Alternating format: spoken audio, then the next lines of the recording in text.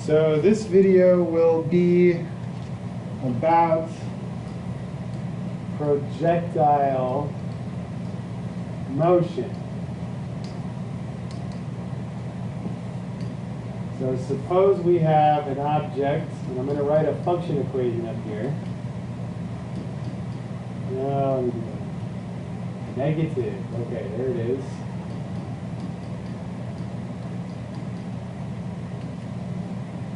This thing doesn't want to work at the same speed that I'm thinking. Okay, so here we have height in terms of time. So imagine that this is a height function. You put in a certain time, you get at a certain height for a projectile moving through the air. So let's say we have a question, what is the height of this projectile when it is launched? Okay, so when it's launched, we'll say that the time is 0, right? That's like when you have like a mission, like a space shuttle mission, and they're launching and they say T minus 10, and then they count to 0, right? When they say minus 10, they mean negative 10. So T, the time of the mission is negative 10 seconds, then negative 9 seconds, and then when they get to 0, they have a liftoff, right? So whenever we start the experiment, whenever we launch, we say that T is 0. So if T is 0, and we sub that in, we can see what we're going to have. Good deal. Okay. So I'm making a video right now, so I'm just going to be talking. Yeah. So don't pay any mind unless you want to watch. Okay, so we have height equals all this, and we'd wind up with only this left over if the time was 0. So we know that when the time is 0, the height is 10, and we can say that that's the height when the projectile is launched. So I'm going to write height at launch. Okay. So that's one thing we need to be able to do with this. Now let's see, what else? Another question. How many seconds have gone by when the hot dog hits the ground? Hot dog. This is a question about a hot dog originally. Projectile. When the projectile hits the ground. So here's the question. When does the projectile hit the ground? Well, the projectile hits the ground when the height equals 0. So we have to set this equal to 0. So we'll say 0 equals all of this. And then, of course, we have a quadratic equation to solve. So let's just solve this on the next page with our formula.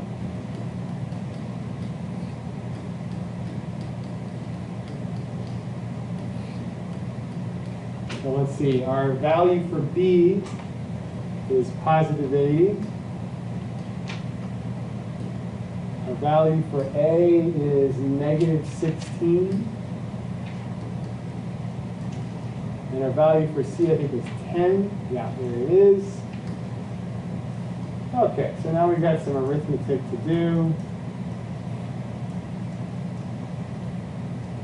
Let's see, what is this? Is 64, so plus 640 over this. Now we can also graph this thing, right? But I'm just going to see this arithmetic through. So let's see. You might want to fast forward this part because I'm not really going to edit this because I don't have time. All right, so the discriminant here, which is what we call this radicand, is about 83.9. So we have this.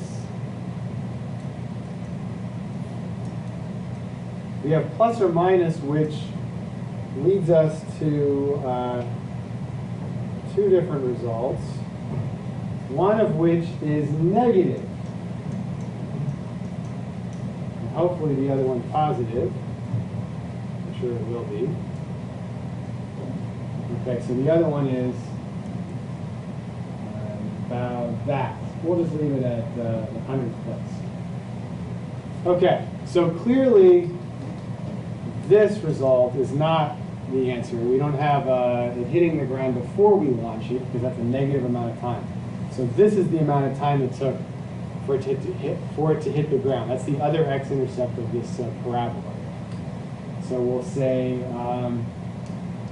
when the height is 0, the time is 5 points. So this is the point we're talking about. This time and this height. Okay, so there's one last question I want to address here. What is the max height? Really, this is a two-part question. What's the max height, and when do we get there?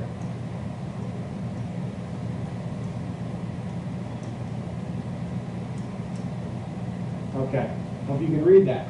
What is the maximum height, and when do we get there? In other words, we all know that a projectile is going to do this.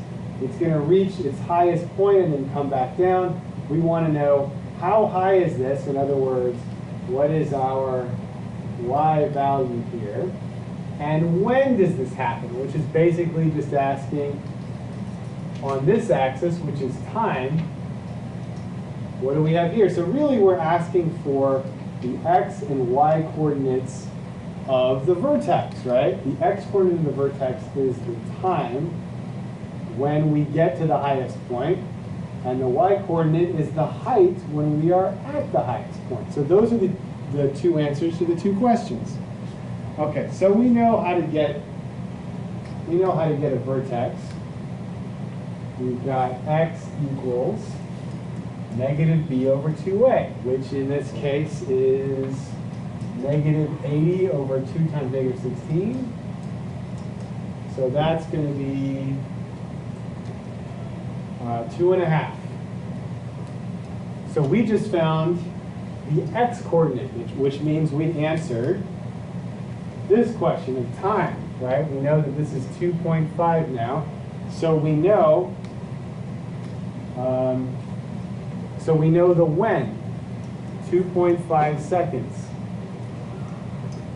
Now we want to know how high it was. So we put the 2.5 seconds. We have to substitute this into the function here and here to find the height when it's at that highest point. So let's do 2.5 squared, it's 6 1/4. Right, so we get negative 100 out of this term right here.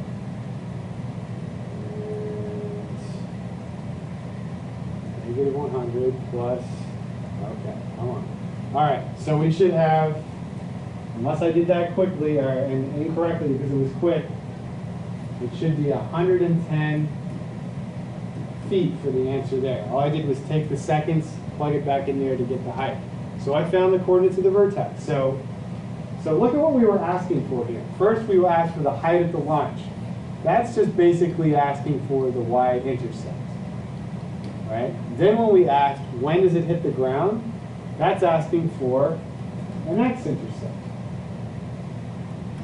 And then when we're asking for the where and the when of the highest point, we're just asking for the vertex, which in this case is 2.5 seconds, 110